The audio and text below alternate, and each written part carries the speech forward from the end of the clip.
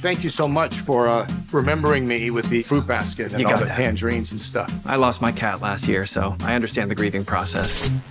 I'm sorry about your cat. I didn't know. I have a ton of questions for you, and I got 8 minutes, so let's see what I can do. I've been asking everybody, do you have a favorite movie theater? Because I love the movie-going experience. I do too. That's a great question. I think when I go to, as a kid, there was a little movie theater in my town, and then there was also one in Vernon Hills, Illinois, Plitt Hawthorne Theaters. And so much of my experience and education in cinema just came from going there almost every weekend. And we'd either sneak in or get a ticket, and then we'd stay and try to watch the whole day, watch all the different movies. So definitely. And then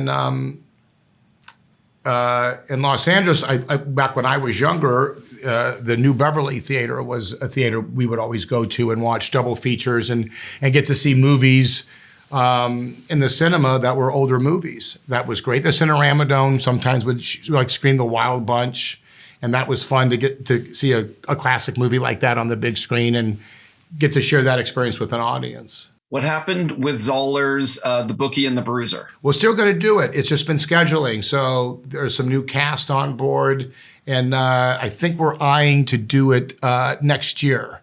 But yeah, that's still going to happen.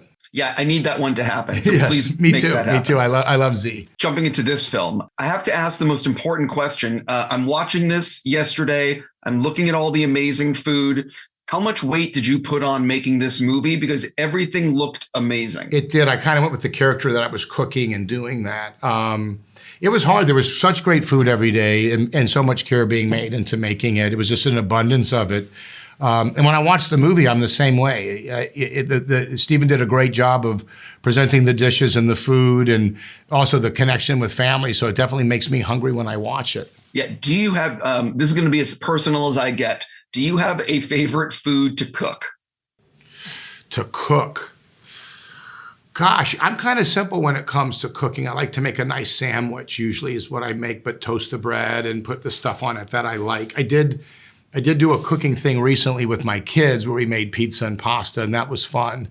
But my favorite food to eat is pizza. Why wouldn't it be? Right, exactly. Oh, please. I could live on that food. Me too. When you go, but what this film is all about, remembering your parents and family. And one of the things is, and it's done so well, is like watching your parents cook when you were a child. So what was that food that your mom or dad made when you were a child that you wish you could go back in time and have again? Yeah, my mom would make lasagna because who doesn't like cheese and sauce? So we would have that a lot. And she was a great baker. She would make pies or cookies. And so I kind of remember associate, holidays and stuff with that as well. So, yeah, and then I remember for family get-togethers, they would cook and, people would come in with different recipes and dishes and, different events. It's funny because in the movie, it does a good job of teleporting us from the perspective of a child seeing those events to taking you, kind of now in the future. You realize kind of as a blur that you don't get to hang on to those moments. You try to appreciate them, but they go. You try to stay present. I think it gives you more gratitude for when they come now, but they're fleeting. How long did it take you to bring up Goodfellas with Lorraine? Notice the shirt I'm wearing. Right away, I talked to Talia about Godfather, Rocky, Sarandon got a lot of Thelma and Louise questions, Midnight Cowboy questions for Brenda. So these guys are all some of my favorite movies and some of my favorite actors. So I definitely got behind the scenes into all of it. Yeah, I don't know if I'd get any work done because you look at their resumes and they're so insane and such amazing movies that like you could spend the whole day just reminiscing. 100%. How did you guys approach this scene? What was you shoot? And it's always so interesting when you hear what that process was.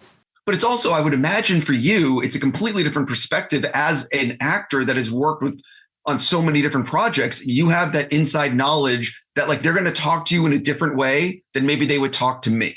Yeah, it's funny because it's one of those things where in a lot of these cases, not that they weren't proud and working on it, but you just don't know, that it's going to resonate or land in the way that it is. That when they're doing it, they're kind of going on instincts and trying to help someone with their vision. And, you talk about these scenes in these movies, the ones that we just mentioned, your shirt included, they're just incredible sequences. I remember we homaged Goodfellas and Swingers with the going through the kitchen. I remember that scene. Yeah. Also, maybe make him bleed. That's exactly right. Right. Just throwing that out there. So I really enjoyed Bad Monkey, and you got a season 2. Yes. I really want to start with, I want to thank you for getting the production moved to California, because more stuff needs to be filmed in California. How the hell did you pull it off?